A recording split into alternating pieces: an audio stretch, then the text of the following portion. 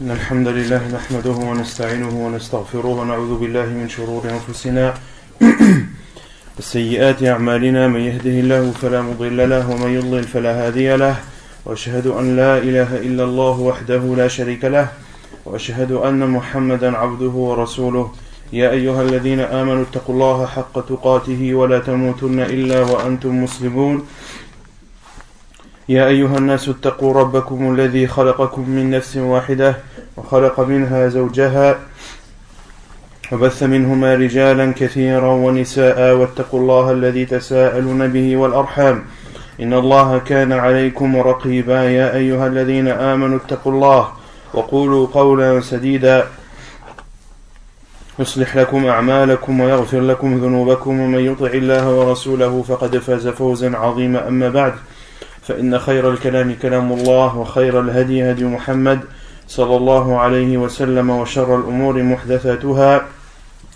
وكل محدثة بدعة وكل بدعة ضلالة وكل ضلالة في النار أما بعد.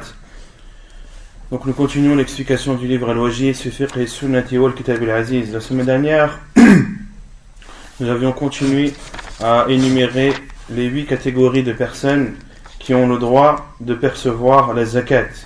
On avait continué en parlant de la 6e catégorie qui sont appelées en arabe al-gharimoun, autrement dit les endettés. Qu'est-ce qu'on avait dit au sujet des endettés?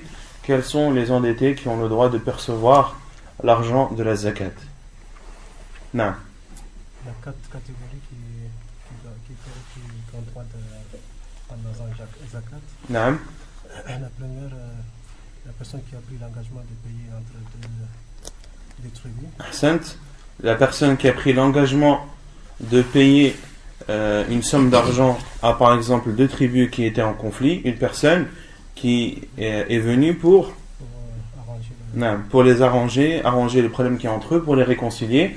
Et s'il a pris l'engagement de payer ou de donner de l'argent en compensation pour que ces 2 tribus se réconcilient, il est autorisé de donner de l'argent, de la zakat à cette personne. À quelle condition? On avait donné une condition Il a la niya de prendre ça.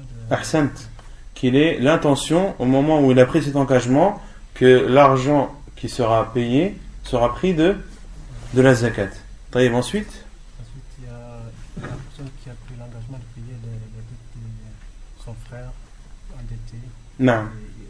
Cette dette, il a payé tout son argent. Ahsant, celui qui a pris l'engagement de payer la dette de quelqu'un et que cette dette-là a pris tout son argent, il est autorisé de donner à cette personne qui est endettée, qui a pris la dette de quelqu'un d'autre, de le payer de l'argent de la zakat. Et ensuite, il y a une personne qui est endettée et qui n'arrive pas à payer ses dettes. Ahsan, celui qui est endetté, tout simplement, celui qui est endetté et qui n'a pas la possibilité financière de rembourser ses dettes, il est autorisé de lui donner.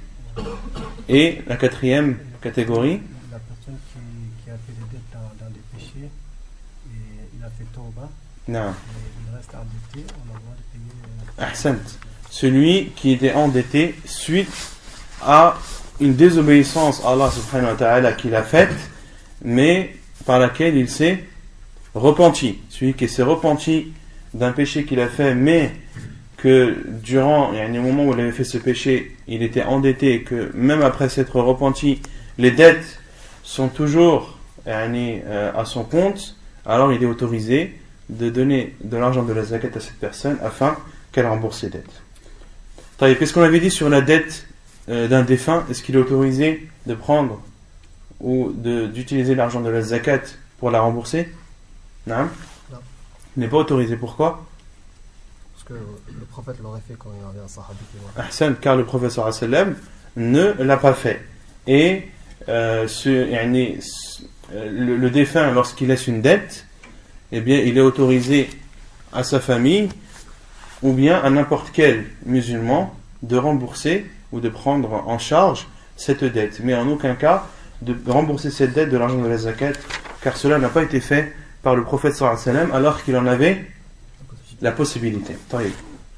On avait cité les hadiths à ce sujet pour chacune des catégories.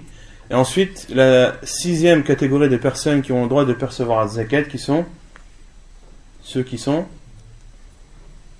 fi sabilillah, ceux qui sont dans le sentier d'Allah. Et on avait dit ceux qui sont dans le sentier d'Allah, ce sont deux catégories. Ceux qui font le combat pour Allah, Ahsan, ceux qui sont dans le combat dans le sentier d'Allah subhanahu wa ta'ala, les combattants dans le sentier d'Allah subhanahu wa ta'ala, et ceux qui font le hajj. Et ceux qui font le hajj, ceux qui font le pèlerinage à la Mecque. Il est autorisé de donner de l'argent de la zakat à une personne qui a l'intention de partir au pèlerinage et qui n'en a pas les moyens. Car le prophète sallallahu alayhi wa sallam a considéré le hajj comme étant fi sabilillah. Non. Et concernant talibul ilm, l'étudiant en sciences religieuses, est-ce qu'il est considéré comme étant dans le sentier d'Allah ou non? Celui qui consacre tout son temps à l'apprentissage de la religion, à apprendre la science juridique. Non. Oui. Quelle est la preuve? C'est parce que c'est un jihad nefs, non?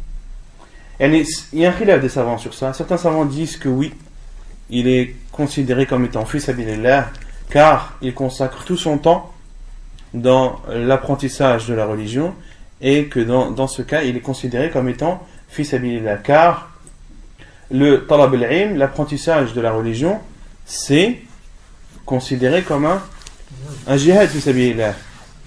C'est un jihad de la langue, car il y a le jihad de la langue, il y a aussi le jihad des plumes, et de l'écriture. Lorsque un savant écrit un livre et répond aux innovateurs ou autres, et montre la vérité et démontre le faux, cela est considéré comme un jihad fi sabilillah.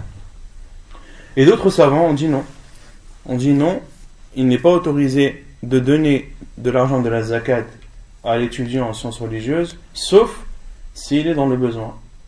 Sauf s'il rentre dans la catégorie de l'masakin ou bien de l'fuqara. Sauf si c'est un nécessiteux ou bien un pauvre. Dans ce cas, il est autorisé de lui donner. Les savants qui disent le premier avis parmi le Cheikh Ibn Uthaymin, rahimahullah, et le second avis, c'est l'avis de Cheikh Al-Albani et de Cheikh Ibn Baz, rahimahumullah. Ensuite, la 8e catégorie, la 8e et dernière catégorie de personnes qui ont le droit de percevoir la zakat, ce sont. Avant ça, il y a dans l'autre catégorie avant là. Non. Il dit que si par exemple ils ont un salaire, tu leur donnes pas, sauf si ce salaire-là. Ahsant. Concernant les combattants, ceux qui sont fi sabilillah, il n'est pas autorisé de le donner à ceux qui ont un salaire versé par l'État. Les militaires qui combattent et qui sont payés pour ça par l'État, eux ne perçoivent pas l'argent de la zakat. On le donne à ceux qui n'ont pas de revenus, ceux qui ne sont pas rémunérés par l'État. Barakallahu fik. Ensuite, la 8e catégorie, ce sont les riches qui achètent la zakat avec leur argent. Non, c'est pas ça la 8e catégorie. Wabn sabil. C'est le voyageur. Donc le voyageur, celui qui se retrouve dans un pays étranger au sien et qui n'a pas les moyens de revenir à son pays, qui s'est retrouvé dans une galère ou dans des problèmes qui font qu'il n'a pas la possibilité de revenir dans son pays. Donc lui, il est autorisé de lui donner de l'argent, de la zakat, afin qu'il retourne chez les siens, même s'il fait partie chez les siens de personnes riches. Taïb. On a dit également celui qui est autorisé de donner de l'argent de la zakat à celui qui veut voyager par exemple pour aller rendre visite à ses parents, mais qui n'en a pas les moyens, qu'il est autorisé de lui donner de l'argent pour qu'il puisse aller et revenir visiter ou faire cette obligation qui est pour lui. Et ensuite on a parlé de la zakat, qu'elle n'est pas, on avait cité le hadith où le professeur sallallahu alayhi wa sallam a dit que la zakat n'est pas autorisée pour le riche, sauf pour 5 catégories. Les 5 catégories qui sont Ahsant, celui qui travaille pour la zakat. Ensuite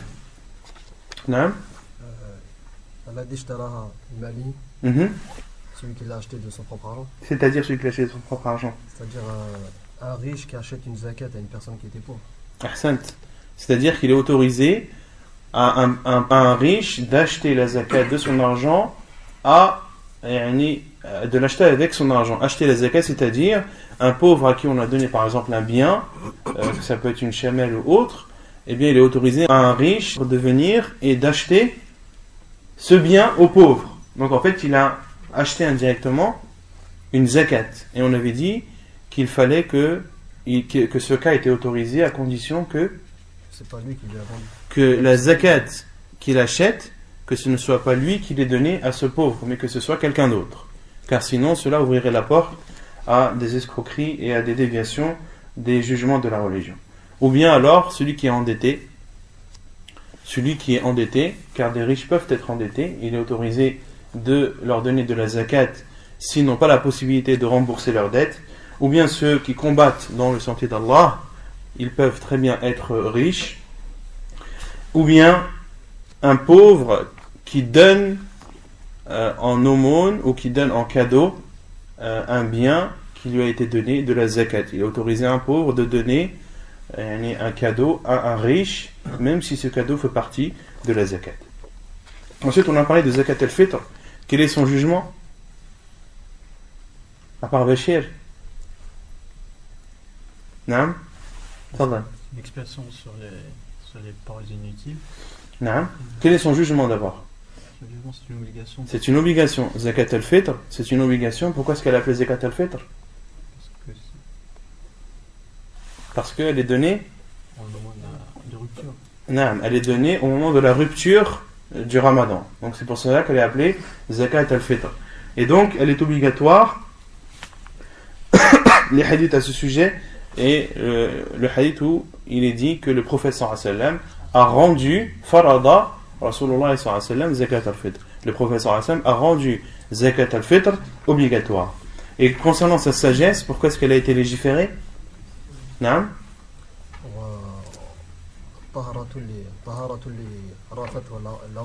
C'est une purification de al-laghu, des paroles inutiles, et al-rafath, c'est tout ce qui a à voir avec le péché. ce sont les actes et les paroles qui sont mauvaises, et lorsque la personne les fait, elle encourt des péchés.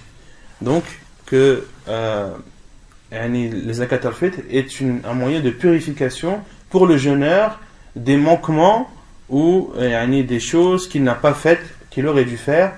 Et bien zakat al-fitr permet de combler tous ces trous. Et c'est aussi également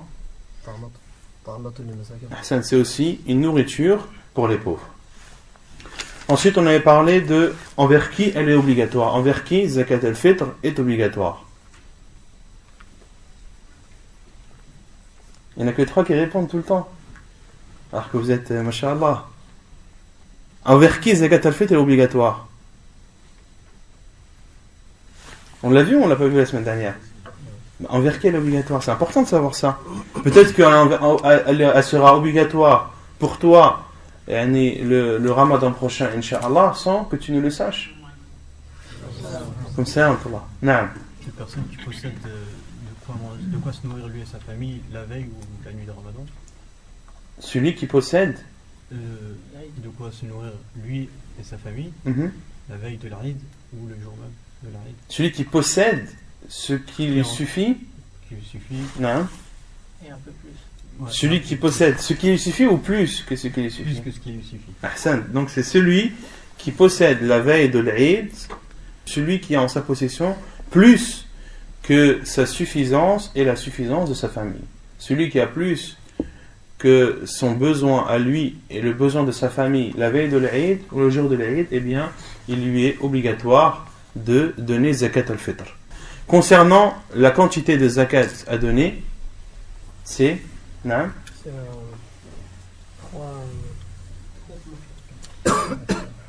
C'est La contenance. 4 amdad. Et 4 amdad, c'est un sa'. Donc de donner un sa', on avait dit qu'un sa', ça équivaut à combien en kilos? 2,40 kg de façon précise, mais rien n'interdit de donner plus. Et concernant al-qamh, le blé ou le froment, la quantité est de un demi-sa', autrement dit muddayn, ahsant, 2 mouds. 2 mouds, ça c'est concernant le blé et le froment. Et tout le reste de nourriture, il faut donner as-sa', qui est l'équivalent de 2 kg et 40 grammes. Et on avait dit que la majorité des savants, ou la plupart des savants, obligent de donner zakat al-fitr comment? Non? En nourriture. Et seul l'imam Abu Hanifa, rahimahullah, autorise le fait de la donner en argent. Mais l'avis le plus sûr, c'est l'avis de la plupart des savants, et c'est ce qui est appuyé par les hadiths du prophète sallallahu alayhi wa sallam, car le prophète sallallahu alayhi wa sallam, parmi les sagesses de zakat al-fitr, il a dit que c'était une nourriture, ta'matun lil masakin, que c'était une nourriture pour les pauvres. Et quant à l'argent, le fait de donner l'argent aux pauvres, eh bien cela doit être fait dans les autres contextes, comme zakat al-mal, lorsque tu as de l'argent à donner, de la zakat de ton argent, dans ce cas tu donnes de l'argent, ou bien lorsque tu veux faire un don bénévole, une sadaqa, eh bien donne de l'argent aux pauvres. Mais quant à zakat al-fitr, en particulier, elle doit être donnée et ne doit être donnée qu'en nourriture et non en argent. Et certains savants considèrent même que celui qui la donne en argent, elle n'est pas acceptée de lui. Et parmi eux, Cheikh al-Fawzan hafidhahullah considère que celui qui donne zakat al-fitr en argent, eh bien elle n'est pas considérée comme zakat al-fitr. Car le prophète sallallahu alayhi wa sallam a dit: Man ahdatha fi amrina hada ma laysa minhu fahuwa raddun. Celui qui innove dans nos commandements une chose qui n'en fait pas partie, il est rejeté. Il est rejeté. Et il n'a jamais été rapporté ni dans le Coran, ni dans la sunna du prophète sallallahu alayhi wa sallam, ni dans les actes de nos pieux prédécesseurs qu'ils ont donné zakat al-fitr en argent, et au contraire, ils ne l'ont toujours donné qu'en nourriture. Ensuite, on avait parlé du moment où il fallait sortir ou donner zakat al-fitr. Qu'est-ce qu'on avait dit? Non? Il faut la donner avant la prière, et il est autorisé de la donner avant al-Eid d'un jour ou de 2 jours. Et il est interdit de retarder. Il est interdit de donner zakat al-fitr après la prière, sauf pour celui qui est excusé. Sauf pour celui qui a une excuse valable, celui qui a oublié, ou celui qui a un udhr shar'i, qui a une excuse valable islamiquement, alors il donne la zakat au moment où il le peut, ou celui qui l'a oublié au moment où il s'en rappelle. Et à qui doit être donnée la zakat al-fitr? Est-ce que c'est comme zakat al-mal, ou qui doit être donnée à une des 8 catégories, ou bien est-ce que c'est autre chose? Non, c'est juste au fuqara et au masakin. Ahsan, zakat al-fitr ne doit être donnée que aux pauvres ou bien aux nécessiteux, car le prophète sallallahu alayhi wa sallam a dit que c'était une nourriture pour qui? Pour al-masakin, pour les nécessiteux et les pauvres. Et al-masakin, on avait dit dans le hadith, qu'est-ce qu'il englobe?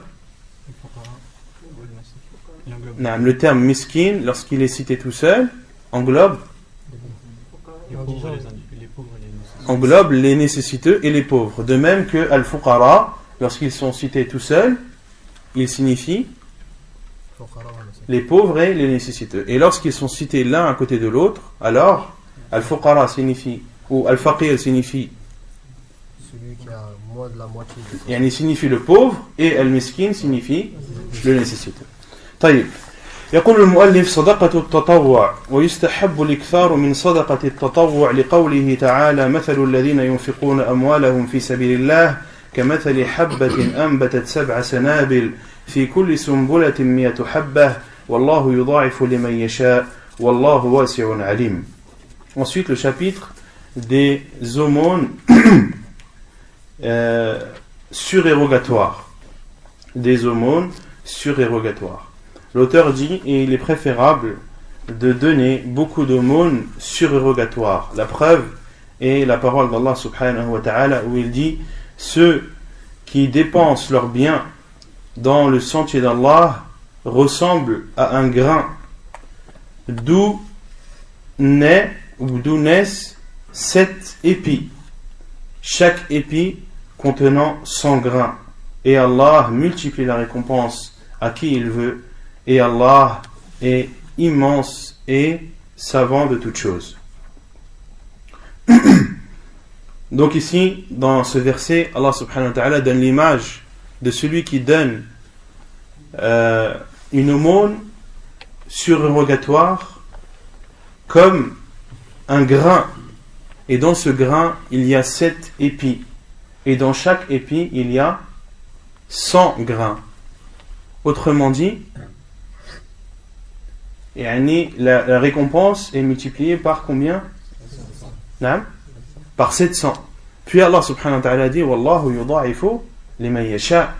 Et Allah subhanahu wa ta'ala ne se contente pas uniquement de multiplier cette aumône surérogatoire par 700, mais il multiplie aussi et multiplie par un nombre plus grand à qui il veut. Wallahu yudha'ifu liman yasha wallahu wasi'un alim. Et Allah est immense, c'est-à-dire dans la récompense qu'il peut donner à ses serviteurs. Wallahu wasi'un alim. Et il sait tout, il connaît ses serviteurs qui donnent les aumônes surérogatoires, même s'ils le font de façon discrète. Allah subhanahu wa ta'ala est savant de toutes choses. Il y a d'autres versets dans le Coran où Allah subhanahu wa ta'ala encourage les musulmans et les croyants à donner des aumônes surérogatoires, entre autres le hadith, plutôt le verset Afwan dans Surat Al-Ahzab, où Allah subhanahu wa ta'ala cite en disant Innal muslimina wal muslimat wal mu'minina wal mu'minat, les musulmans et les musulmanes, les croyants et les croyantes. Puis Allah subhanahu wa ta'ala cite parmi eux wal mutasaddiqina wal mutasaddiqat, et ceux qui donnent en aumône parmi les hommes et ceux qui donnent de l'aumône parmi les femmes. Et Allah subhanahu wa ta'ala à la fin du verset, lorsqu'il a cité toutes ces catégories, il a dit A'addallahu lahum maghfiratan wa ajran 'azima. Allah subhanahu wa ta'ala leur réserve un pardon de lui, wa ajran 'azima, et une immense récompense. Et Allah subhanahu wa ta'ala dit aussi dans un autre verset dans Surat Al-Baqarah, lorsqu'il a parlé de l'usure, Allah subhanahu wa ta'ala a dit Yamhaqullahu riba. Allah subhanahu wa ta'ala rabaisse l'usure et enlève de l'usure toute bénédiction, toute baraka.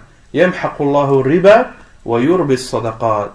Et de l'autre côté, Allah subhanahu wa ta'ala multiplie et fait fructifier les aumônes lorsqu'elles sont données par les musulmans, les musulmanes, ou par les croyants et les croyantes. Et Allah subhanahu wa ta'ala dit aussi dans un autre verset Innal musaddiqina wal musaddiqat wa aqradu Allaha qardan hasana yudha'afu lahum wa lahum ajrun karim. Allah subhanahu wa ta'ala dit ceux qui donnent les aumônes et qui ont fait un prêt sincère à Allah subhanahu wa ta'ala, ceux-là alors leur récompense sera multipliée et ils auront une récompense généreuse. Allah subhanahu wa ta'ala sera généreux envers eux comme ils ont été généreux envers les pauvres. Car Allah subhanahu wa ta'ala dans tous les cas n'a pas besoin de ses serviteurs. Allah subhanahu wa ta'ala n'a besoin de personne. Ne pense pas qu'Allah subhanahu wa ta'ala, lorsqu'il te demande de donner en aumône, ne crois pas qu'Allah azza wa jal a besoin de cela. En aucun cas. Wallahu ghaniyun hamid. Wallahu ghaniyun anil alamin. Allah n'a besoin de personne, mais tout le monde a besoin de lui. Comme il dit Allah subhanahu wa ta'ala Antumul fuqara'u ila Allah wallahu huwa al-ghaniyyul hamid. Vous êtes les pauvres envers Allah et c'est Allah qui est le riche et celui qui doit être loué. ولقول النبي صلى الله عليه وسلم, donc ceci concernant les versets dans le Coran qui poussent et encouragent le croyant à donner en aumône, et concernant les hadiths du prophète sallallahu alayhi wa sallam, ولقول النبي صلى الله عليه وسلم ما من يوم يصبح العباد فيه إلا ملكان ينزلان فيقول أحدهما اللهم أعطي منفقا خلفا ويقول الآخر اللهم أعطي ممسكا تلفا. Hadith muttafaqun alayh. Et parmi les autres preuves, il y a la parole du prophète sallallahu alayhi wa sallam lorsqu'il dit il n'y a pas un jour que vivent les serviteurs sans que 2 anges ne descendent. Et l'un dit: ô Allah, donne à celui qui donne en aumône, donne-lui un retour, fais une suite à son don et à son aumône. Et l'autre ange dit: Allahumma a'ti mumsikan talafa. Ô Allah, donne à celui qui s'est abstenu, à celui qui a été avare, à celui qui n'a pas donné en aumône par avarice, donne-lui, fais-lui connaître la perte. Hadith authentique rapporté par Al-Bukhari et Muslim. Et d'autres hadiths du prophète sallallahu alayhi wa sallam où il dit que chaque personne sera sous l'ombre de son aumône le jour du jugement jusqu'à ce que le jugement commence. Jusqu'à ce que le jugement commence. Donc sache que plus tu donneras de l'aumône, et plus l'ombre de cette aumône le jour du jugement, le jour où il n'y aura d'ombre que celle d'Allah, le jour où le soleil se rapprochera de nos têtes d'une distance d'1 mille, eh bien sache que ces aumônes te seront profitables ce jour-là, car elles seront une ombre au-dessus de toi.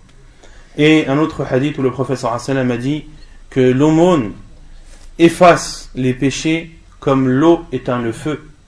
C'est un hadith authentique également.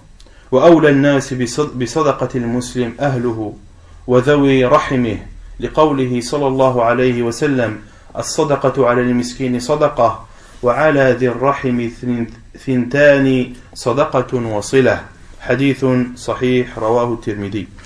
Et les personnes qui méritent le plus l'aumône du musulman, ce sont sa famille et ses proches. La preuve est la parole du prophète sallallahu alayhi wa sallam lorsqu'il dit: l'aumône envers le pauvre est une aumône, et envers un proche ce sont 2 choses, c'est une aumône et c'est un moyen de nouer les liens de parenté.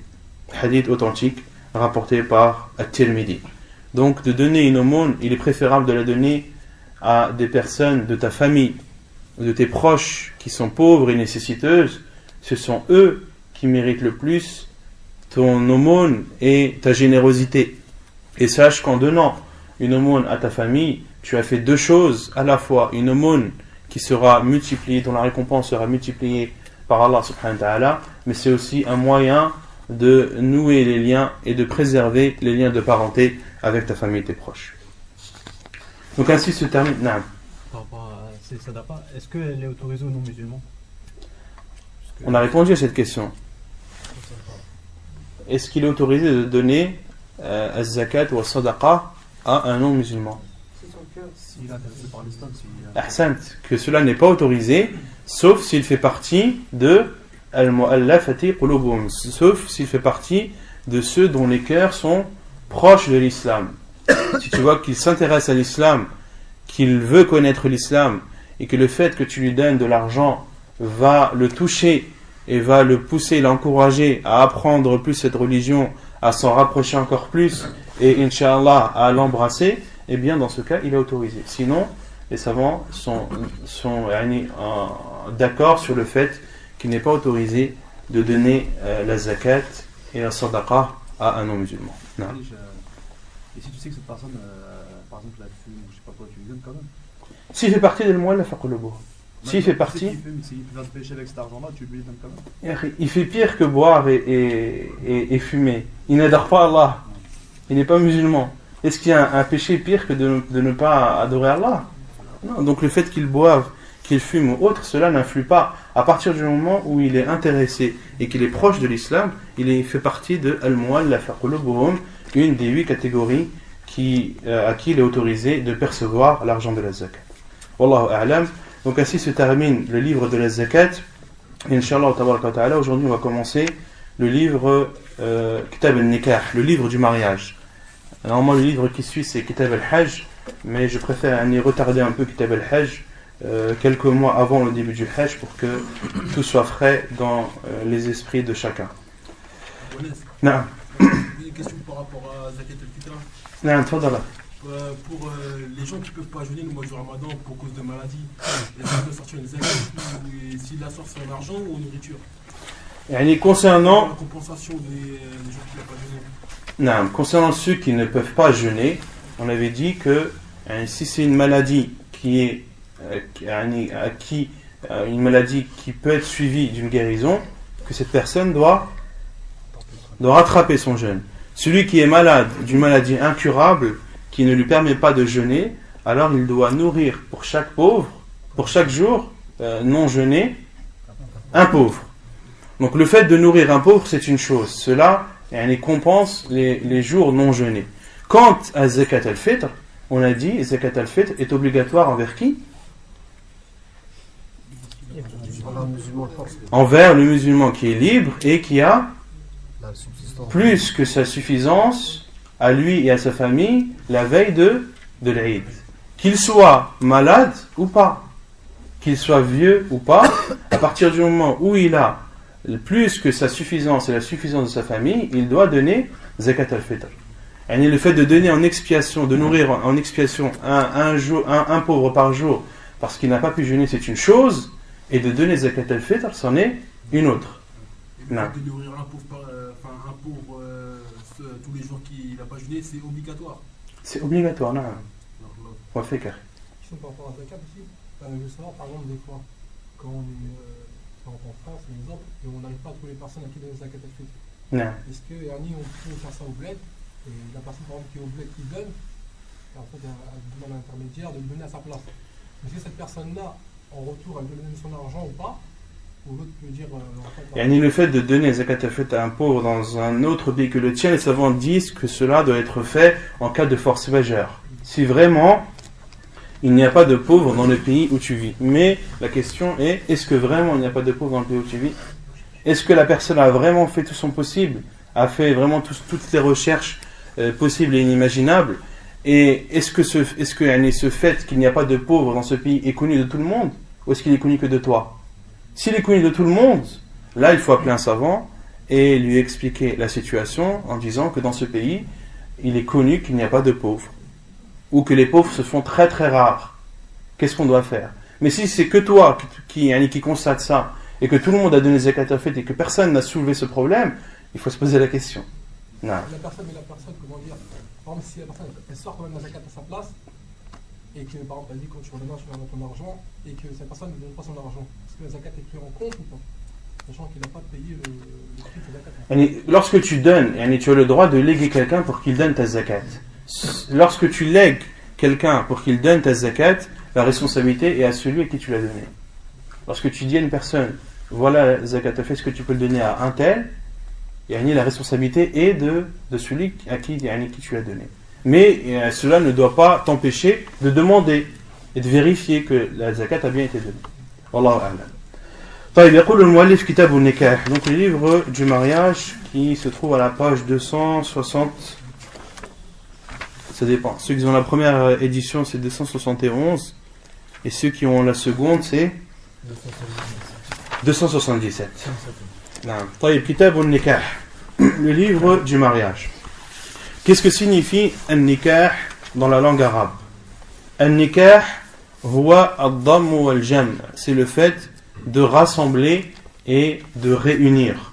Lorsque tu dis tanakahat al-ashjar, lorsque tu dis tanakahat al-ashjar, c'est-à-dire que les arbres se sont regroupés et réunis les uns des autres.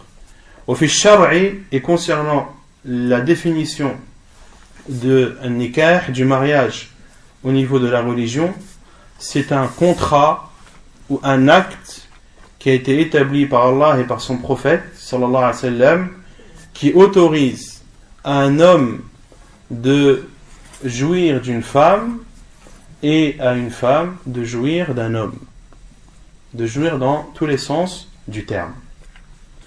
Et concernant kalimat al-nikah, le terme nikah en arabe, plutôt dans le Coran, a été cité en voulant dire deux choses différentes.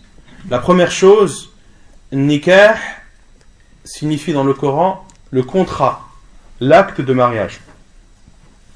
Al-aqd, comme Allah subhanahu wa ta'ala dit, وَلَا تَنْكِحُوا مَا نَكَحَ آبَاؤُكُمْ مِنَ النِّسَاءِ.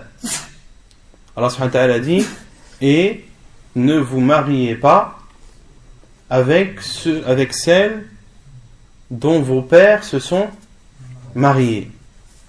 Et ici, le terme marié, qu'est-ce qu'il signifie? Le terme nakaha ay aqada.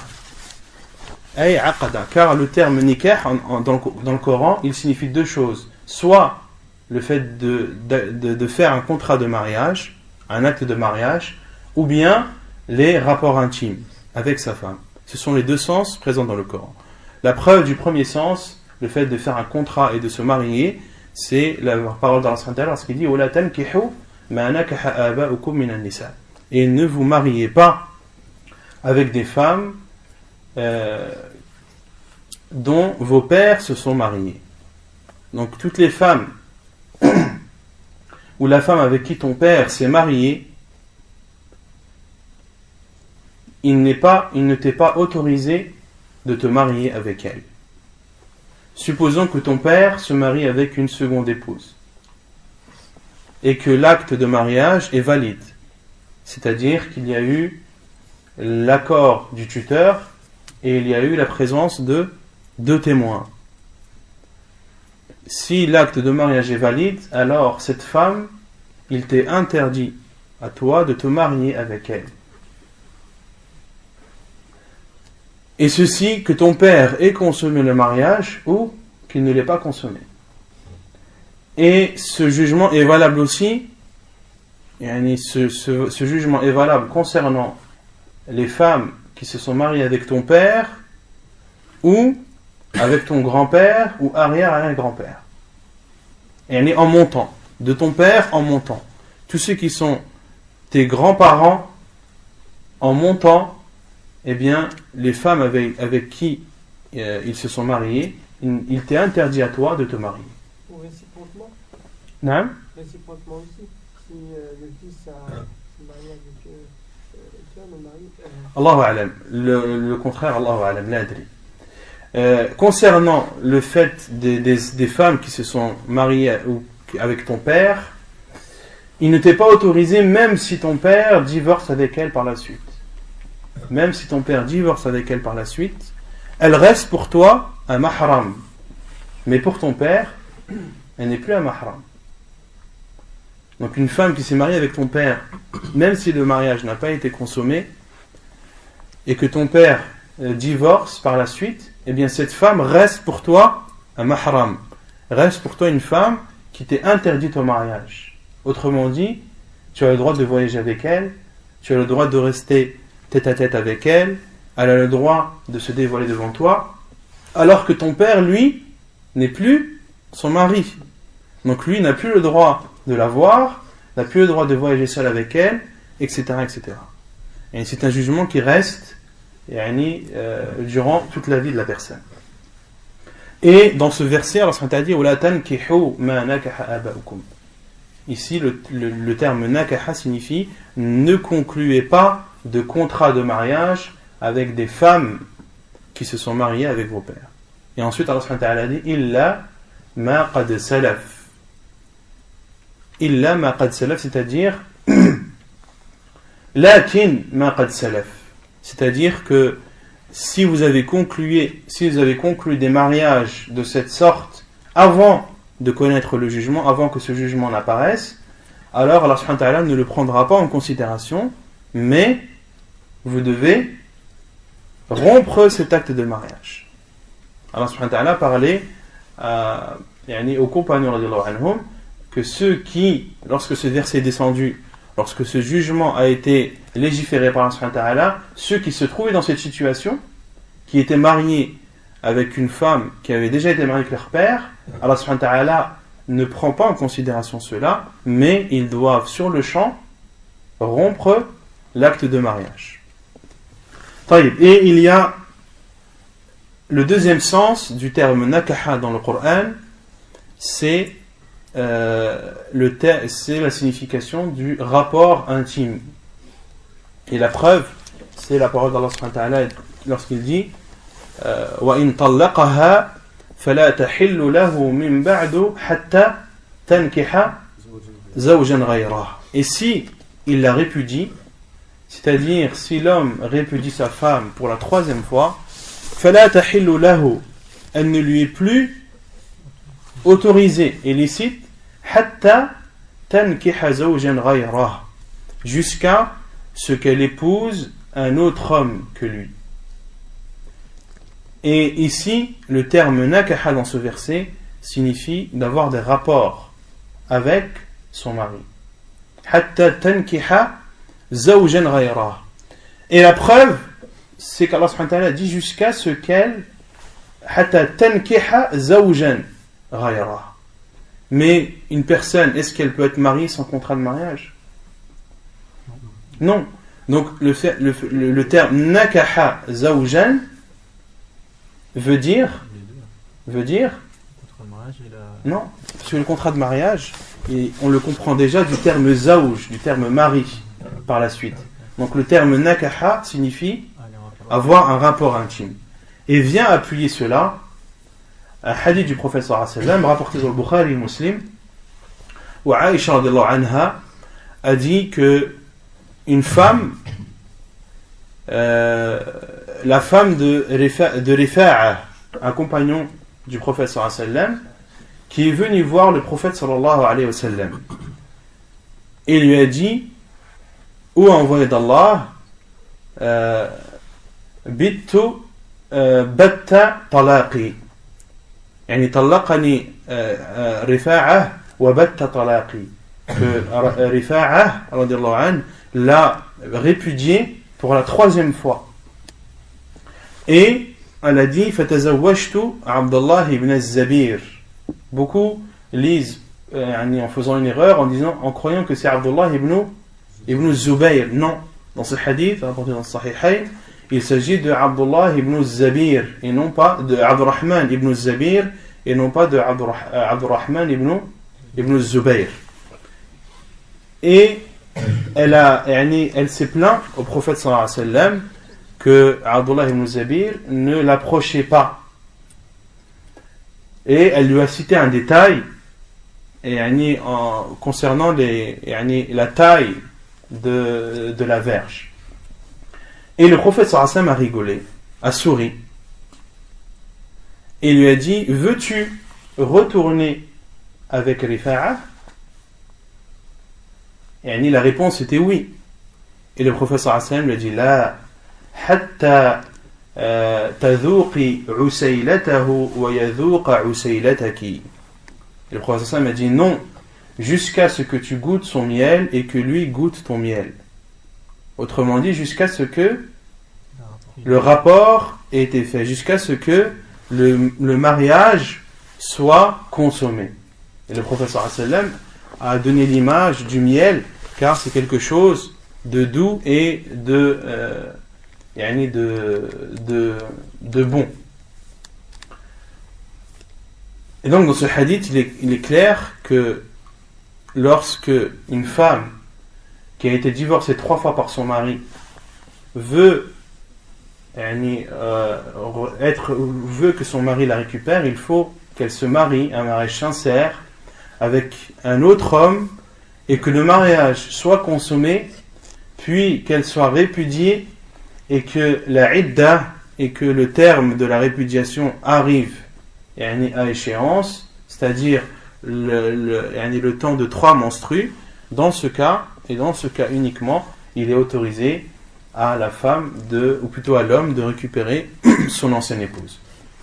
Et il est interdit en islam de faire les mariages d'autorisation, nikah al-tahlil. Le professeur Hassan me dit: la'ana Allahu al-muhallil wa al-muhallala lahu. Allah maudit celui qui fait un mariage pour autoriser et celui pour qui il a été fait. Car certains se mettent en accord avec d'autres hommes en disant: voilà, tu te maries avec ma femme et le jour même tu la répudies et je la récupère. Ça, c'est un accord qui est interdit en islam, et les 2 hommes sont maudits par le prophète sallallahu alayhi wa sallam. Donc, pour généraliser, le terme nakaha, lorsqu'il est suivi d'une personne étrangère, eh bien il signifie le fait de faire un acte de mariage. Lorsque tu dis nakahtu binta fulan, lorsque tu dis nakahtu binta fulan, c'est-à-dire je me suis marié avec la fille d'un tel, cela signifie que tu as conclu un contrat de mariage avec elle. Et lorsque tu dis nakaha zawjatahu, si on traduit littéralement il a fait le mariage avec sa femme, c'est-à-dire qu'il a eu un rapport avec sa femme. Nakaha zawjatahu ay jama'a zawjatahu. C'est clair ou pas? طيب حكمه, le jugement du mariage. النكاح من آكد سنن المرسلين. قال الله تعالى ولقد أرسلنا رسلا من قبلك وجعلنا لهم أزواجا وذرية. Le jugement du mariage. Le mariage fait partie des sunan les plus recommandés parmi les sunan des prophètes et envoyés. Allah subhanahu wa ta'ala a dit: et nous avons envoyé des prophètes avant toi et nous leur avons donné des femmes et une descendance, une progéniture. Donc tous les prophètes et envoyés d'Allah subhanahu wa ta'ala se sont tous mariés et Allah subhanahu wa ta'ala leur a accordé une descendance. Et concernant Ar-Ruhbaniyah ou Ar-Rahbaniyah, ils sont traduits en français, la vie monastique ou le monachisme. Le fait de vivre comme un moine en se retirant de tout et entre autres de ne pas se marier. Cela n'existe dans aucune des religions, que ce soit la religion musulmane ou la religion chrétienne ou juive. Ce type de pratique n'est pas du tout, n'est pas autorisé. Et Allah subhanahu wa ta'ala a même parlé de cela dans le Coran lorsqu'il dit وَرَهْبَانِيَةً ابْتَدَعُوهَا مَا كَتَبْنَا عَلَيْهِمْ إِلَّا ابْتِغَاءَ رِضْوَانِ اللَّهِ فَمَا رَعَوْهَا حَقَّ رِعَايَتِهَا. Lorsqu'Allah subhanahu wa ta'ala parle des chrétiens, il dit وَرَهْبَانِيَةً ابْتَدَعُوهَا, et un monachisme qu'ils ont eux-mêmes légiféré, ou qu'ils ont eux-mêmes instauré. Ma katabna alayhim. Alors subhanahu wa ta'ala dit, nous ne leur avons pas rendu obligatoire cela. Illa ibtigha'a mardatillah. Illa huna bima'na lakin ibtigha'a mardatillah. Pourquoi est-ce qu'ils ont fait cela? Pour avoir la satisfaction d'Allah. Cette faction de chrétiens qui se refuse ou qui s'interdit le mariage, eh bien ils ont instauré une chose qu'ils ont eux-mêmes innové et qu'Allah subhanahu wa ta'ala ne leur a jamais ordonné. Et ils ont fait ça ibtira amardatillah, pour satisfaire Allah subhanahu wa ta'ala. Mais Allah azza wa jalla, qu'est-ce qu'il a dit ensuite? Fama ra'awha haqqa ri'ayatiha. Mais ils n'ont pas fait cela comme ils devaient le faire. Autrement dit, est-ce que la bonne intention suffit? Non. Le fait d'avoir une bonne intention ne suffit pas. Tu peux très bien faire une chose en ayant une bonne intention, mais faire une chose innovée, une chose interdite. Et c'est ce qu'ont fait ces chrétiens. Ils se sont instaurés à eux-mêmes et ont innové pour eux-mêmes une chose qu'Allah subhanahu wa ta'ala ne leur a pas ordonnée. Et dans d'autres hadiths, on comprend qu'ils font cela pour atteindre le pouvoir. Ils font cela pour qu'ils soient respectés des gens et demander ensuite le pouvoir. Et Allah subhanahu wa ta'ala a dit cela dans le Coran lorsqu'il dit Inna kathiran min al-ahbari wal-ruhban la ya'kuluna amwal an-nas bil-batil wa yasudduna an sabilillah. Inna kathiran min al-ahbari wal-ruhban.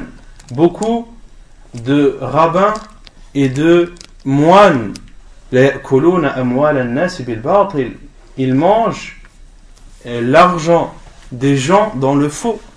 Et ils dévient les gens du chemin d'Allah subhanahu wa ta'ala.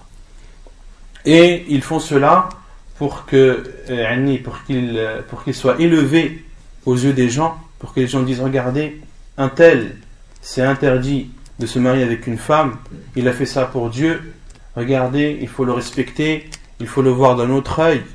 Et lorsque ce respect augmente, ces moines et ces personnes qui font ces pratiques voient qu'ils sont respectés des gens et peuvent alors leur demander ce qu'ils veulent, comme argent ou comme pouvoir. Et le prophète sallallahu alayhi wa sallam a dit la rahbaniyata fil islam, il n'y a pas de monachisme en islam. En islam, cela n'existe pas.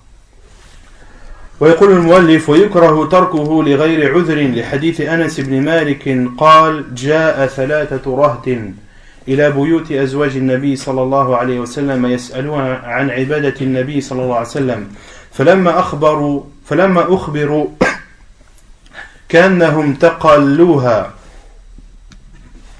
فقالوا وأين نحن من رسول الله صلى الله عليه وسلم فقد غفر له ما تقدم من ذنبه وما تأخر فقال أحدهم أما أنا فأنا أصلي الليل أبدا وقال الآخر أنا أصوم الدهر ولا أفطر وقال آخر أنا أعتزل النساء فلا أتزوج أبدا فجاء رسول الله صلى الله عليه وسلم فقال أنتم الذين قلتم كذا وكذا أما والله إني لأخشاكم لله وأتقاكم لله ولكني أصوم وأفطر وأصلي وأرقد وأتزوج النساء فمن رغب عن سنتي فليس مني حديث متفق عليه.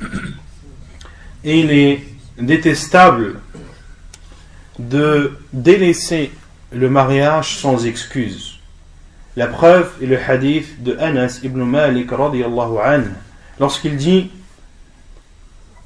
un groupe de 3 hommes appelés en arabe raht, et raht en arabe ça signifie un nombre d'hommes compris entre 3 et 9. Donc 3 hommes sont venus demander aux femmes du prophète sallallahu alayhi wa sallam sur l'adoration du prophète sallallahu alayhi wa sallam. Comment est-ce que le prophète sallallahu alayhi wa sallam adorait son Seigneur? Et lorsqu'ils ont été informés des adorations et de la façon dans laquelle le prophète sallallahu alayhi wa sallam adorait Allah azza wa jal, ka'annahum taqalluha, comme s'ils ont constaté que cela était peu à leurs yeux. Ils ont constaté que l'adoration du prophète sallallahu alayhi wa sallam n'était pas aussi importante qu'ils le pensaient. Faqalu, et ils ont dit, mais où sommes-nous par rapport au prophète sallallahu alayhi wa sallam? Lui, ses péchés passés et antérieurs lui ont été pardonnés. Et ils ont trouvé une explication à cette constatation qu'ils ont faite. Ils ont dit, mais c'est vrai, comment est-ce qu'on peut se comparer au prophète sallallahu alayhi wa sallam alors que lui, Allah subhanahu wa ta'ala, il lui a déjà pardonné tous ses péchés, les passés et ceux qui sont à venir. Donc c'est normal que le prophète sallallahu alayhi wa sallam ne se prenne pas la peine de faire des adorations de façon abondante et en grand nombre. فقال أحدهم, et l'un a dit, quant à moi, je prie toute la nuit.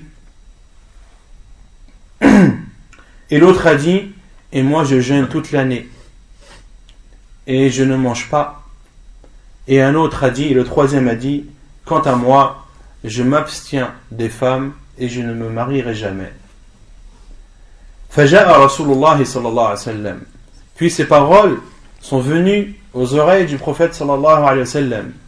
Puis est venu, et dans une autre version du hadith, le prophète sallallahu alayhi wa sallam قام فخطب الناس وحمد الله عز وجل. Le prophète sallallahu alayhi wa sallam, lorsqu'il a entendu ça dans une autre version, il s'est levé et a parlé solennellement aux gens et a fait les éloges d'Allah subhanahu wa ta'ala. Et dans ce hadith, il est dit Antum alladhina qultum kada wa kada. Le prophète sallallahu alayhi wa sallam est venu, il leur a dit, est-ce vous qui avez dit telle et telle parole? Et le prophète sallallahu alayhi wa sallam a dit, quant à moi, je jure par Allah que je suis parmi vous celui qui craint le plus Allah. wa atqakum lillah. Celui qui a plus de crainte envers Allah est celui qui le craint le plus. Walakinni asum wa uftir. Mais quant à moi, je jeûne et je mange. Wa usalli wa arqud. Je prie et je dors. Wa atazawwaju an-nisa. Et je me marie avec les femmes. Faman raghiba an sunnati falaysa minni. Et celui qui se dévie de ma sunna, celui qui se dévie de ma voie, de la voie que j'ai empruntée, falaysa minni, il ne fait pas partie de moi. Et dans ce hadith, le prophète sallallahu alayhi wa sallam a été catégorique et a montré de façon claire que le fait d'abuser dans la religion n'est pas une chose demandée, c'est même une chose interdite. Et ceux qui abusent dans la religion, ceux qui se forcent à faire des choses dont ils n'ont pas la possibilité ou la capacité de faire, eh bien ces personnes, leur sort se terminera d'une des deux façons. Soit ils vont tout lâcher, ou bien alors ils vont revenir à la vérité. Et la vérité, c'est le juste milieu. Un musulman est toujours dans le juste milieu. Il n'abuse pas et il ne délaisse pas. Il n'est pas dur dans ses pratiques, mais il ne se laisse pas aller non plus. Et celui qui est dur dans ses pratiques, celui qui veut s'abstenir de se marier pour Allah, et il a une bonne intention en le faisant, mais l'acte qu'il le fait n'est pas accepté en islam, celui qui veut prier toute la nuit, ou celui qui veut jeûner toute l'année, on avait vu les hadiths du prophète sallallahu alayhi wa sallam, quant à celui qui jeûne toute l'année, qu'est-ce que le prophète sallallahu alayhi wa sallam a dit? La sama wala aftar. Celui qui jeûne toute l'année, le prophète sallallahu alayhi wa sallam a dit, il n'a pas jeûné, ni il n'a jeûné, ni il n'a mangé. Ni il n'a jeûné, c'est-à-dire que son jeûne n'est pas accepté de lui, et ni il n'a mangé, c'est-à-dire qu'il n'a pas mangé. Autrement dit, il s'est fait du mal pour rien du tout. Il s'est fait du tort pour rien. Et celui qui est dur envers lui, celui qui est dur envers la religion, eh bien Allah subhanahu wa ta'ala est dur envers lui. D'accord? Donc, le prophète sallallahu alayhi wa sallam, lorsqu'il a vu cette dureté, l'a condamné. Et l'a condamné solennellement, en se levant et en parlant aux gens, en leur disant que celui qui dévie de la sunna du prophète sallallahu alayhi wa sallam, eh bien, il ne fait pas partie de lui.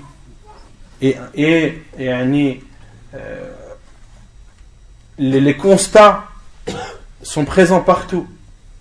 Vous verrez toujours une personne qui est dure envers elle-même, qui dépasse les limites et qui veut adorer Allah subhanahu wa ta'ala soi-disant plus que le prophète sallallahu alayhi wa sallam.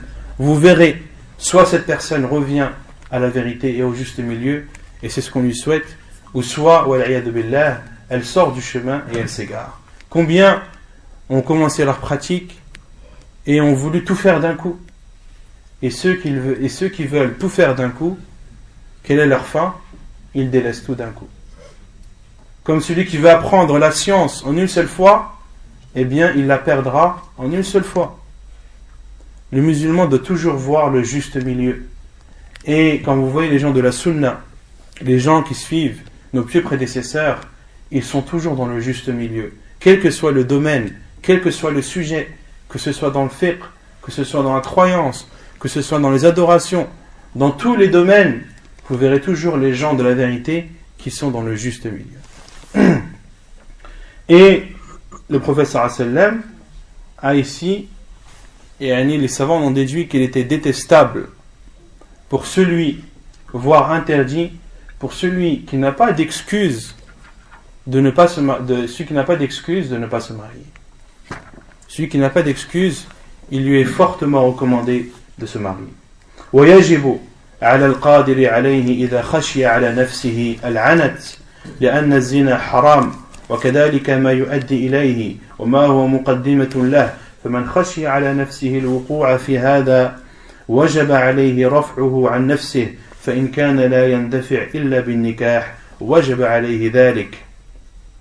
Et il est obligatoire pour celui qui en a la possibilité et qui a peur pour sa personne de commettre l'adultère ou la fornication,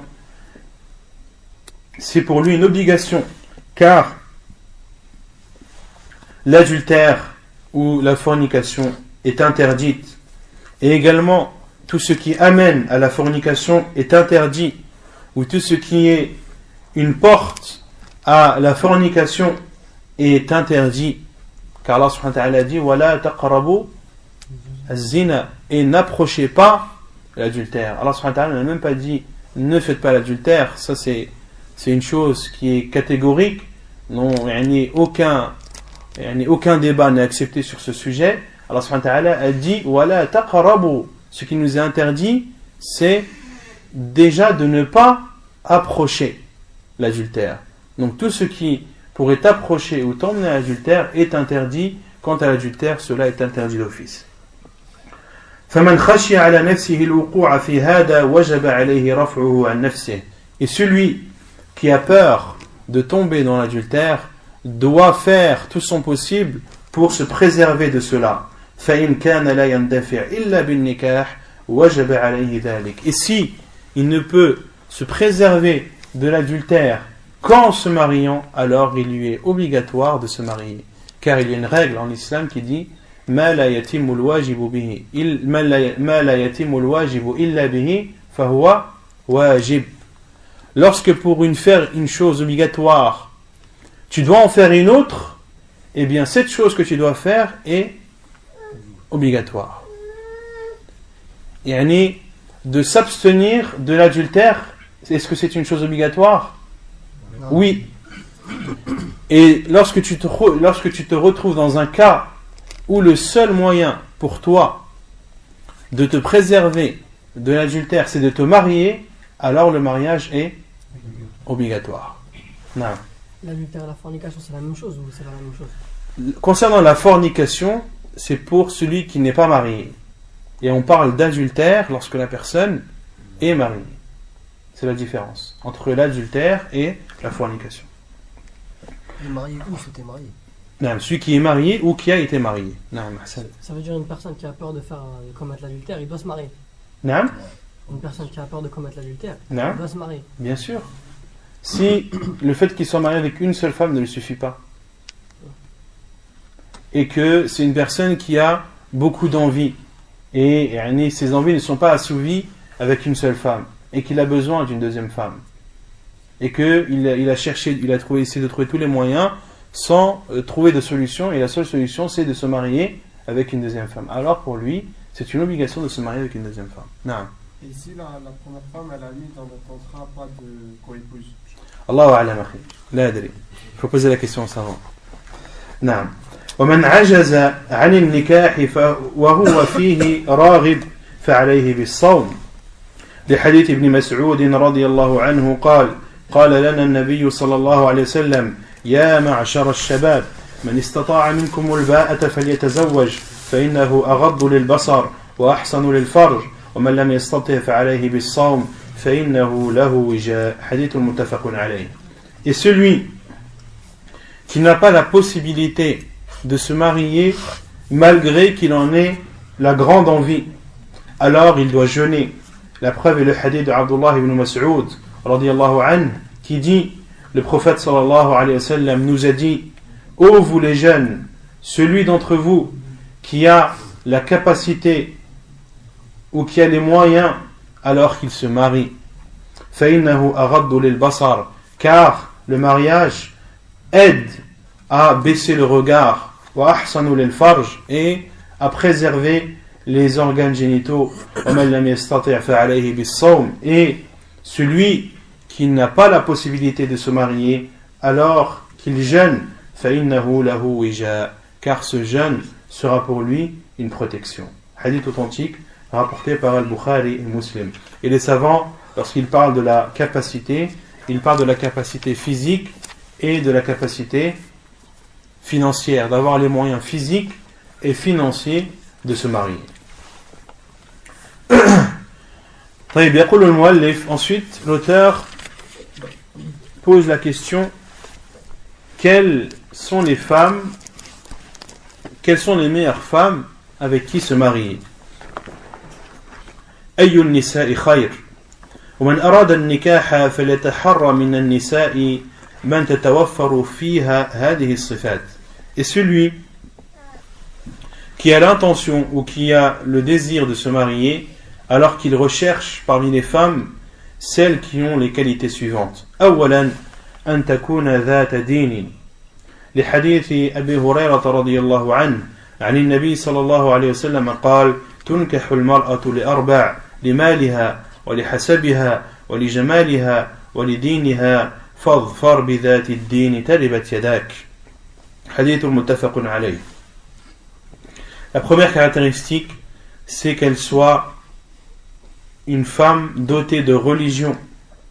La preuve est le hadith de Abu Hurayra radiyallahu anhu qui dit que le prophète sallallahu alayhi wa sallam a dit la femme, et on se marie avec une femme pour 4 choses, c'est-à-dire que les gens en général se marient avec une femme pour une de ces 4 choses. Limaliha, pour son argent, walihasabiha, pour ses origines nobles, walijamaliha, pour sa beauté, walidiniha, et pour sa religion. Fadfar bidati din, accroche-toi ou recherche celle qui est dotée de religion, taribat yadak, que tes mains touchent la poussière. Hadith rapporté par Al-Bukhari et Muslim.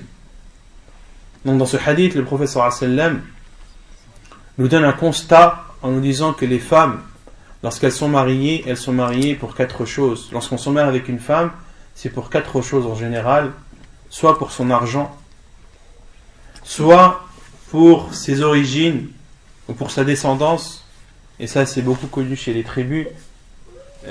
Telle femme est la fille d'un tel qui fait partie de telle famille qui est noble et respectueuse, et le fait de se marier avec une femme d'une telle descendance ou qui a une telle origine, c'est un honneur pour cet homme. Ou bien pour sa beauté, et pour sa religion. Et le prophète sallallahu alayhi wa sallam donne un conseil aux jeunes en disant Fadfar bidati din, recherche celle qui est dotée de religion, taribat yadak, que ta main ou que tes mains touchent la poussière.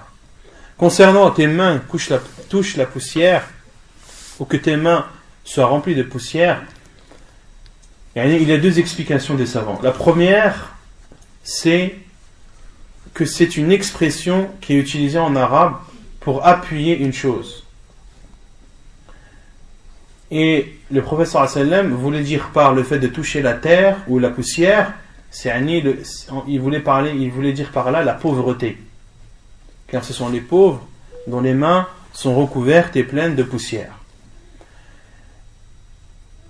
Certains savants ont dit que c'est une expression en arabe qui est utilisée mais qui n'est pas voulue. Et ce qui est voulu, c'est d'appuyer la chose. Et ils ont donné un exemple dans le hadith connu, le hadith de Mu'ad ibn Jabal, où le prophète sallallahu alayhi wa sallam lui a dit Thakilatka ummuka ya Mu'ad, que ta mère te perde, ô Mu'ad. وهل يكب الناس على وجوههم إلا حصائد ألسنتهم. Et les gens ne seront-ils pas jetés en enfer à cause des dégâts de leur langue? Et le prophète sallallahu alayhi wa sallam lui a dit Thakilatka ummuka ya Mu'ad, que ta mère te perde. Et al-thakla en arabe, c'est une femme qui a perdu son fils. Est-ce que le prophète sallallahu alayhi wa sallam a voulu pour la femme la mère de Mu'ad qu'elle perde son fils? Non.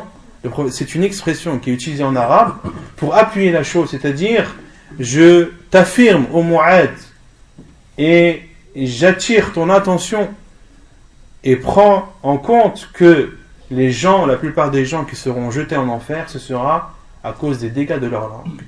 Et ici c'est la même chose dans ce hadith. Le prophète sallallahu alayhi wa sallam a dit et recherche celle qui est dotée de religion, que tes mains touchent la poussière.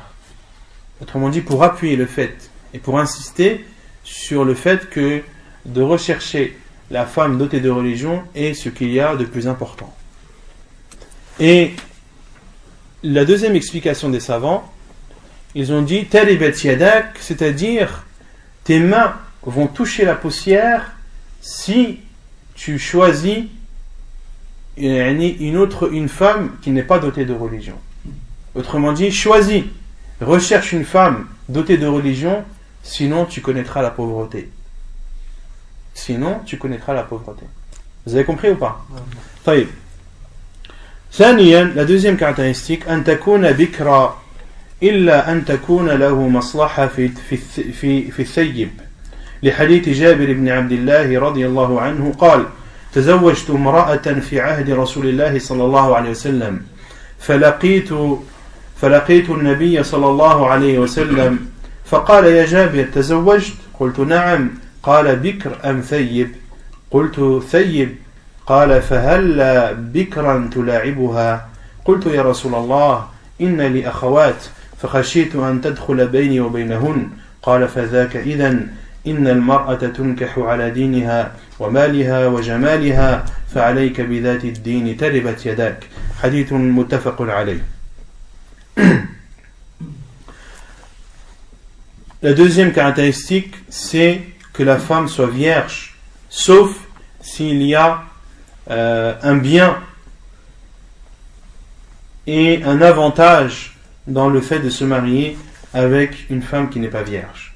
La preuve est le hadith de Jabir ibn Abdillah radiyallahu anhu qui dit: je me suis marié avec une femme au temps du prophète sallallahu alayhi wa sallam. J'ai rencontré le prophète sallallahu alayhi wa sallam et m'a dit: ô Jabir, t'es-tu marié? Je lui ai répondu oui. Il m'a dit: est-elle vierge ou non? Je lui ai répondu non, elle n'est pas vierge. قال فهل بكرا تلاعبها. Pourquoi ne te maries-tu pas avec une vierge afin que tu t'amuses ou que tu joues avec elle? Et le terme tula'ibuha, les savants ont dit afin que tu joues avec elle et qu'il y a un amour plus fort entre toi et elle. Car, les savants ont expliqué en disant, car une femme qui n'est pas vierge, son cœur peut être attaché encore à son ancien mari. Or, une vierge, elle ne peut être attachée qu'à son premier mari. فقلت, j'ai dit: ô envoyé d'Allah, inna li akhawat, j'ai des sœurs, فخشيت أن تدخل بيني وبينهن, et j'ai peur qu'elle entre entre moi et elle. Et pour comprendre cette parole de Jabir ibn Abdillah, il faut voir un autre hadith, ou plutôt une autre version de ce hadith, qui cite que Jabir ibn Abdillah, lorsque son père, qui s'appelle Abdullah, Jabir ibn Abdillah, Jabir, le fils de Abdullah, donc son père c'est Abdullah. Lorsque Abdullah, le père de Jabir, est décédé, a été tué dans la bataille de Uhud, il a laissé 7 filles, autrement dit 7 sœurs à Jabir ibn Abdillah. Et lorsque le père n'est plus là, qui doit se charger et subvenir aux besoins de ses sœurs? C'est le frère. Et Jabir ibn Abdillah avait donc à sa charge 7 sœurs. Et il a dit au prophète sallallahu alayhi wa sallam: je me suis marié avec une femme qui n'est pas vierge, qui a déjà été mariée, car j'avais peur en me mariant avec une femme vierge qui était qui avait un âge bas, qu'elle entre entre moi et elle. Autrement dit, qu'elle rentre au sein de mes sœurs et qu'elle n'ait pas d'influence sur elle. Et Jabir ibn Abdillah, dans l'autre hadith, a expliqué: hatta taquma alayhin wa tuslihuhun. Je me suis marié avec une femme qui a déjà été mariée afin qu'elle s'occupe de mes sœurs et qu'elle les éduque. Et le prophète sallallahu alayhi wa sallam lui a dit: fadhaka idan. Eh bien, c'est ce qu'il fallait faire alors. Le prophète sallallahu alayhi wa sallam a approuvé cette décision de Jabir ibn Abdillah de se marier avec une femme qui a déjà été mariée, car il y a dans cela un besoin et une nécessité.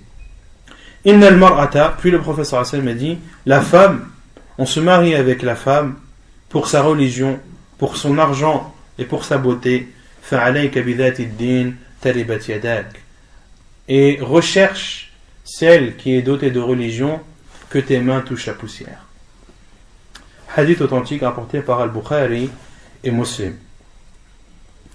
ثالثا أن تكون ولودا لحديث أنس عن النبي صلى الله عليه وسلم قال تزوجوا الودود الولود فإني مكاثر بكم الأمم حديث صحيح رواه أبو داود والنسائي.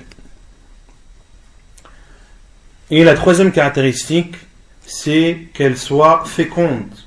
La preuve, c'est le hadith de Anas ibn Malik radiyallahu anhu qui dit, le prophète sallallahu alayhi wa sallam a dit, mariez-vous avec al-wadoud. Al-wadoud, c'est la femme qui aime son mari. Mariez-vous avec une femme qui vous aimera, al-waloud, et qui est féconde. فَإِنِّي مُكَاثِرٌ بِكُمُ الْأُمَمِ. Car je veux être la communauté qui soit la plus nombreuse parmi les communautés parmi toutes les communautés. Le prophète sallam veut être celle qui sera la plus nombreuse. Non. Ça peut être le raison de se marier avec une deuxième femme, ce hadith-là du prophète sallam qui dit qu'on va multiplier sa communauté, mis à part le fait que ça a dit tout à l'heure quelqu'un qui avait fait plaisir. Les savants disent concernant le fait de se marier avec une deuxième femme, il n'y a pas besoin d'avoir une raison. C'est une chose qui est autorisée. Tu peux très bien te marier avec une seconde femme, car Allah subhanahu wa ta'ala te l'a autorisé. Et la seule condition dans cela, c'est d'être juste. Allah subhanahu wa ta'ala dit وَإِنْ خِفْتُمْ أَلَّا تَعْدِلُوا فَوَاحِدَةٌ. Et si vous avez peur de ne pas être juste entre elles, alors une seule. Et les savants disent que celui qui a peur de ne pas être juste envers ses femmes, qu'il lui est interdit de se marier avec une deuxième femme. Si tu as peur et tu sais que tu ne vas pas être juste avec tes femmes, entre la première et la deuxième femme, alors les savants entrent cela dans la catégorie des gens pour qui le mariage est interdit. Le mariage est interdit pour celui qui a peur de ne pas être juste envers ses femmes. طيب أي الرجل خير. Quel est le meilleur des hommes à prendre ou à choisir en mariage? Non. Dans le deuxième hadith là, dans le premier hadith où il dit qu'il a pris la femme, elle n'était pas vierge parce qu'il avait peur qu'elle rentre entre elle et entre ses sœurs. Non. Mais il est où le mal s'il aurait pris une femme vierge? Lui, il ne voulait pas prendre une femme jeune qui a le même âge que ses sœurs, puis qui, en côtoyant ses sœurs, pourrait être une source de problème et qu'il y ait une mauvaise entente entre elles. Or, il a jugé que de prendre une femme qui est plus âgée que ses sœurs, qui a déjà été mariée, et qui sait éduquer des enfants, que cela était meilleur pour lui et pour éviter tous les problèmes et pour que justement cette femme qui a déjà été mariée puisse prendre en charge l'éducation et inculquer les bonnes valeurs à ses sœurs. En fait. Quels sont parmi les hommes les meilleurs avec qui il faut se marier? إذا كان على الرجل أن يتحرى من النساء من وصفنا فإن على ولي المرأة أن يتحرى لنكاحها الرجل الصالح لحديث أبي حاتم المزني قال رسول الله صلى الله عليه وسلم إذا جاءكم من ترضون دينه وخلقه فانكحوه إلا تفعلوا تكن فتنة في الأرض وفساد كبير. De la même façon, il est demandé à l'homme de rechercher les caractéristiques citées précédemment chez une femme. Il est également demandé au tuteur de la femme de rechercher pour la femme qu'il a sous sa tutelle un homme vertueux et pieux. La preuve est le hadith de Abu Hatim al-Muzani radiyallahu anhu qui dit, le prophète sallallahu alayhi wa sallam a dit إِذَا جَاءَكُمْ مَنْ تَرْضَوْنَ دِينَهُ وَخُلُقَهُ. Si vient à vous celui dont vous agréez la religion et le comportement, alors mariez-le. إِلَّا تَفْعَلُوا تَكُنْ فِتْنَةٌ فِي الْأَرْضِ وَفَسَادٌ كَبِيرٌ. Si vous ne faites pas, alors il y aura sur terre des turpitudes et un grand mal. Hadith authentique rapporté par At-Tirmidhi. Donc la caractéristique de l'homme, le tuteur de la femme doit être satisfait de la religion et du comportement de l'homme qui vient demander sa fille ou la femme qu'il a sous sa tutelle. Et le prophète sallallahu alayhi wa sallam nous fait comprendre ici qu'il y a deux choses qu'il faut vérifier. Il faut vérifier la religion. Est-ce que cet homme a une religion droite? Est-ce qu'il est assidu dans ses pratiques, etc., etc. Est-ce qu'il craint Allah subhanahu wa ta'ala? Et également, est-ce que son comportement est un comportement louable? Et pour connaître le comportement de quelqu'un, il faut soit voyager avec lui, car combien de personnes, lorsque tu les côtoies, lorsqu'il est habitant, qu'il est chez lui, etc., tu vois en lui que du bien, mais à partir du moment où il voyage et que les épreuves commencent, car le professeur Sam a dit as-safaru qit'atun min al-'adab, que le voyage c'est une partie de supplice, c'est un supplice quelque part. Lorsqu'il voyage et qu'il est atteint par la fatigue et qu'il est atteint par la faim, par la soif, par la chaleur, par le froid, etc., etc., lorsqu'il est atteint par l'éloignement du lieu où il habite, là, le vrai visage de la personne se dévoile. C'est là où tu vois une personne, si elle est patiente ou pas. Si tu vois une personne, si elle accepte le destin d'Allah subhanahu wa ta'ala ou pas. Si elle accepte les épreuves, comment elle se comporte envers les épreuves. Est-ce que c'est quelqu'un qui s'énerve ou pas? Est-ce que c'est quelqu'un qui se plaint ou pas? Etc., etc. Le voyage permet, lorsque tu voyages avec une personne, cela te permet de mieux connaître la personne. Et combien de personnes, lorsqu'elles ont voyagé avec d'autres, beaucoup de choses se sont dévoilées. Des choses qu'ils n'auraient jamais suspectées se sont dévoilées devant ses yeux. Et un autre moyen de connaître une personne, c'est de travailler avec lui, d'avoir des relations commerciales avec lui. Et ça, malheureusement, on le voit beaucoup à notre époque. Combien de personnes, tu les vois, masha'Allah, mais lorsqu'il s'agit d'euros, lorsqu'il s'agit de vendre et d'acheter, là tu vois al-ajab al-ujab. Là tu vois des choses qui vont t'étonner comme jamais tu n'as été étonné. Des choses dont tu n'avais jamais pensé, des choses, tu t'es dit jamais un musulman ne pourrait faire, ou je n'aurais jamais pensé que toi, comme je te connais, tu aurais pu faire cela. Combien de transactions se passent mal, combien de comptes sont faussés, combien d'argent sont volatilisés, etc., etc. Donc le fait d'avoir une transaction commerciale avec quelqu'un, de voir comment la transaction se passe, de voir si les comptes sont normaux ou pas, s'il n'y a pas de trous, s'il n'y a pas de tricherie, etc., etc. Et cela aide à connaître le comportement de la personne. Et également, le troisième moyen de connaître une personne, c'est lorsque c'est ton voisin. Lorsque c'est ton voisin, c'est un moyen pour toi de connaître son comportement, de savoir comment il est. Est-ce que son comportement est agréé chez toi? Est-ce que tu es satisfait de son comportement ou pas? Donc il est préférable, lorsque tu veux te renseigner sur quelqu'un, de demander directement à ses voisins. Les voisins vont te dire comment il est. Est-ce que c'est quelqu'un de nerveux ou pas? Est-ce qu'ils l'entendent crier, ou est-ce qu'ils ont vu ou entendu des mauvaises choses de lui? Est-ce qu'il leur a porté atteinte ou pas, etc., etc.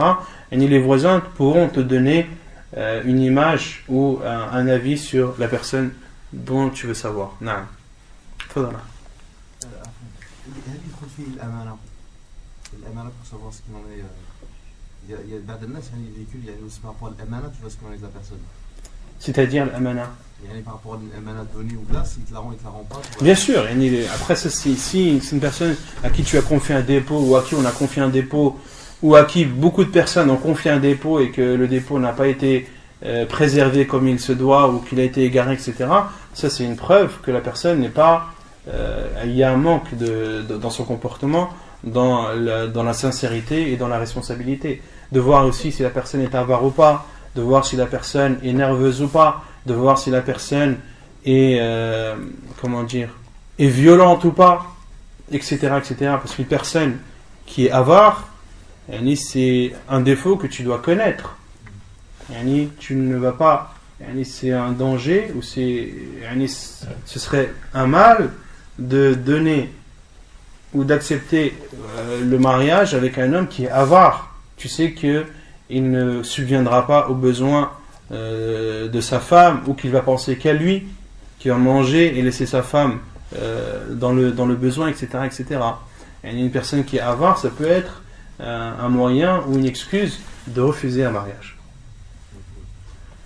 ولا بأس بأن يعرض الإنسان ابنته أو أخته على أهل الخير لحديث ابن عمر أن عمر بن الخطاب حين تأيمت حفصة بنت عمر من خنيس بن حذافة السهمي وكان من أصحاب رسول الله صلى الله عليه وسلم فتوفي بالمدينة فقال عمر بن الخطاب أتيت عثمان بن عفان فعرضت عليه حفصة فقال سأنظر في أمري فلبثت ليالي ثم لقيني فقال قد بدا لي أن لا أتزوج يوم هذا قال عمر فلقيت أبا بكر الصديق فقال إن شئت زوجتك حفصة بنت عمر فصمت أبو بكر فلم يرجع إلي شيئا وكنت أوجد عليه مني على عثمان فلبثت ليالي ثم خطبها رسول الله صلى الله عليه وسلم فأنكحتها إياه فلقيني أبو بكر فقال لعلك وجدت علي حين عرضت علي حفصة فلم أرجع إليك شيئا قال عمر قلت نعم قال أبو بكر فإنه لم يمنعني أن أرجع إليك فيما عرضت علي إلا أني كنت علمت أن رسول الله صلى الله عليه وسلم قد ذكرها فلم أكن لأفشي سر رسول الله صلى الله عليه وسلم ولو تركها رسول الله صلى الله عليه وسلم قبلتها حديث صحيح رواه النسائي والبخاري كذلك قبلتها؟ نعم il manque moi il manque le pas قبلتها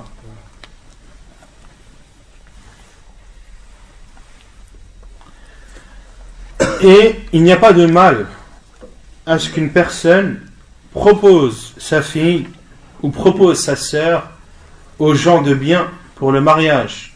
La preuve est le hadith de Ibn Umar radiyallahu anhu qui dit que Umar ibn al-Khattab radiyallahu anhu, lorsque sa fille Hafsa bint Umar a perdu son mari, Khunays ibn Hudhafata as-Sahmi, qui faisait partie des compagnons du prophète sallallahu alayhi wa sallam, qui est mort à Médine après la bataille de Badr, lorsque la idda, lorsque le terme de 4 mois et 10 jours a été terminé, Omar ibn al-Khattab radiyallahu anhu, qui est le père de Hafsa radiyallahu anha, est venu voir Uthman ibn Affan et lui a proposé Hafsa. فقال et Uthman ibn Affan radiyallahu anhu a dit سأنظر في أمري, je vais réfléchir. فلبثت ليالي, et Omar al-Khattab a dit et je suis resté quelques jours. ثم لقيني, puis Uthman ibn Affan radiyallahu anhu m'a rencontré. فقال, et il m'a dit قد بدا لي أن لا أتزوج يومي هذا, il m'est apparu où je vois que je ne veux pas me marier pour le moment.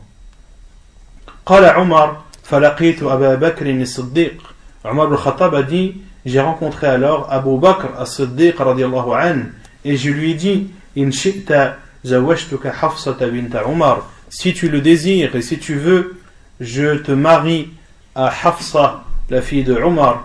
فصمت أبو بكر, et Abu Bakr radiyallahu anhu s'est tu, n'a rien dit. فلم يرجع إلي شيئا, et Omar al-Khattab radiyallahu anhu a dit et il ne m'a fait aucun retour. Depuis que Omar al-Khattab radiyallahu anhu a proposé sa fille Hafsa radiyallahu anha à Abu Bakr radiyallahu anhu, Abu Bakr s'est tu et ne lui a plus donné de nouvelles. وكنت أوجد عليه مني على عثمان. Et j'étais plus énervé contre lui que contre Uthman. Radiallahu anhu. Et les savants ont dit que Omar al-Khattab radiallahu anhu était plus énervé contre Abu Bakr que sur Abu Bakr que sur Uthman radiallahu anhu, car pour deux choses, soit parce que Abu Bakr radiallahu anhu était très proche de Omar al-Khattab, et le fait que Abu Bakr ne dise rien, se taise et blessé Omar radiallahu anhu, ou bien c'est le fait que Abu Bakr radiallahu anhu s'est tu et n'est pas répondu. Quant à Uthman, lui, il a donné sa réponse en disant qu'il ne désirait pas pour le moment se marier. فلبثت ليالي. Puis Omar al-Khattab radiallahu anhu a attendu quelques jours. ثم خطبها رسول الله صلى الله عليه وسلم فانكحتها إياه. Puis quelques jours après, le prophète sallallahu alayhi wa sallam a demandé en mariage Hafsa bint Omar, et Omar al-Khattab a marié sa fille au prophète sallallahu alayhi wa sallam. Puis Omar radiallahu anhu dit فلقيني أبو بكر. Et Abu Bakr m'a rencontré par la suite et m'a dit لعلك وجدت علي حين عرضت علي حفصة فلم أرجع إليك شيئا. Peut-être que tu es énervé contre moi lorsque tu m'as proposé ta fille Hafsa et que je ne t'ai donné aucun retour. Et Omar radiallahu anhu a dit oui, c'est vrai que je suis énervé contre toi lorsque je t'ai proposé ma fille et que tu ne m'as fait aucun retour. Et Abu Bakr radiallahu anhu a dit فإنه لم يمنعني. Ce qui m'a empêché de te donner une réponse lorsque tu m'as proposé ta fille, c'est le fait que je savais que le prophète sallallahu alayhi wa sallam l'avait cité. Le prophète sallallahu alayhi wa sallam avait parlé de Hafsa radiallahu anha. فَلَمْ أَكُنْ لِأَفْشِيَ سِرَّ رَسُولِ اللَّهِ صلى الله عليه وسلم. Et il était hors de question que je dévoile un secret du prophète sallallahu alayhi wa sallam. وَلَوْ تَرَكَهَا رَسُولُ اللَّهِ صلى الله عليه وسلم قَبِلْتُهَا. Et si le prophète sallallahu alayhi wa sallam l'avait délaissée ou ne s'était pas marié avec elle, alors j'aurais accepté ta demande. Hadith authentique rapporté par Al-Bukhari et An-Nasa'i. Et dans ce hadith il y a beaucoup de choses qu'on peut déduire, et le fait que Omar al-Khattab radiallahu anhu soit énervé, cela fait partie de la nature humaine d'être blessé. Mais le souci c'est lorsque le fait d'être blessé ou d'être énervé te pousse à dépasser les limites. Car Omar al-Khattab radiallahu anhu a gardé cela pour lui.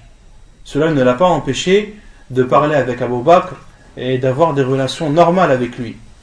Contrairement à beaucoup de personnes, lorsqu'ils sont énervés ou lorsqu'ils en veulent à quelqu'un, ils ne lui parlent plus, ils ne lui passent plus le salam, etc., etc. Le fait d'être énervé, c'est la nature humaine. Mais de dépasser les limites ou de ne pas t'acquitter des droits qu'a ton frère sur toi, parmi ces droits, le fait de le saluer et qu'il réponde à ton salam, cela c'est dépasser la limite. Et aussi on dédie de ce hadith l'importance qu'il y a de garder les secrets, et que tout ce qui s'entend ne se dit pas forcément. Tout ce qui s'entend ne se dit pas forcément. Et qu'il est autorisé aussi, on dédie aussi de ce hadith, qu'il est autorisé de se taire lorsque l'on juge que la réponse n'est pas appropriée. Comme l'a fait Abu Bakr radiallahu anhu lorsque Omar ibn Khattab lui a proposé sa fille. Abu Bakr radiallahu anhu s'est tu, n'a pas donné de réponse. Et beaucoup ne comprennent pas ce comportement. Certains vont par exemple profiter qu'un cheikh vienne pour condamner une chose qui se passe par exemple dans la mosquée devant tout le monde avec les personnes concernées.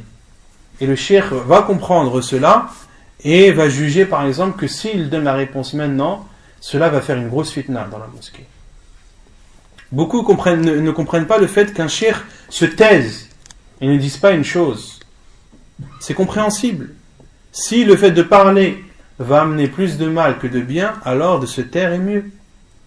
Pour cela que le prophète sallallahu alayhi wa sallam a dit وَمَنْ كَانَ يُؤْمِنُ بِاللَّهِ وَالْيَوْمِ الْآخِرِ فَلْيَقُلْ خَيْرًا أَوْ لِيَصْمُتْ. que celui qui croit en Allah et au jour du jugement, qu'il dise du bien ou qu'il se taise. Donc tout ce qui s'entend ne se dit pas forcément. Et on déduit aussi de ce hadith l'importance de garder les secrets. Lorsque quelqu'un te dit une chose et qu'il te demande de garder cette chose en secret, c'est une obligation pour toi de garder cela en secret. Il ne t'est pas autorisé de le dévoiler. Car de dévoiler ce secret pourrait porter atteinte et portera atteinte sans aucun doute à cette personne. Et le hadith est authentique, rapporté par Al-Bukhari et Al-Nasa'i. Et donc dans ce hadith, on voit bien qu'il est autorisé au tuteur de la fille, si un père qui a une fille ou un frère qui a une sœur, il lui est autorisé, s'il voit des personnes de bien, des frères qu'il connaît, en qui il a confiance, dont il connaît le bon comportement, etc., et dont il est satisfait de la religion, alors il lui est autorisé de proposer, ce n'est pas une honte en aucun cas, de proposer sa fille ou de proposer sa sœur, de dire voilà, j'ai une fille et je te la propose en mariage, est-ce que tu acceptes ou pas, je te laisse réfléchir, etc. etc. Comme l'a fait Omar radhiyallahu anhu à Uthman ibn Affan, qui fait partie des grands compagnons du prophète sallallahu alayhi wa sallam, un des 10 à qui le prophète sallallahu alayhi wa sallam a promis le paradis de leur vivant, et de même qu'Abu Bakr radhiyallahu anhu. ونكتفي بهذا القدر وسبحانك اللهم وبحمدك أشهد أن لا إله إلا أنت أستغفرك وأتوب إليك.